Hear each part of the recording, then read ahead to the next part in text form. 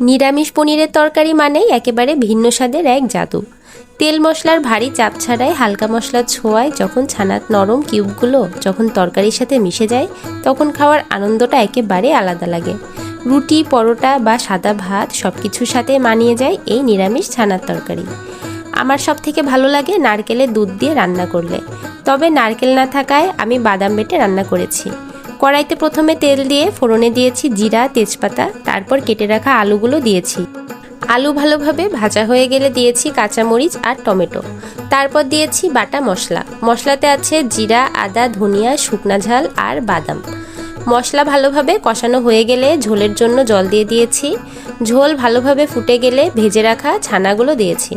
একটু জাল করে নামানোর আগে দিয়েছি গরম মশলা বাটা আর ঘি।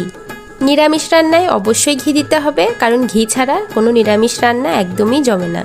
এই ছানার তরকারিটা আমি প্রথম খেয়েছিলাম আমার এক দিদির কাছে, তখন থেকে এর প্রেমে পড়ে গিয়েছিলাম। তোমাদের কার কার এই ছানার তরকারি পছন্দ আমাকে জানিও, আর রান্নাটা কেমন লাগলো সেইটা জানাতে ভুলো না। সবাই ভালো থেকো, সুস্থ থেকো।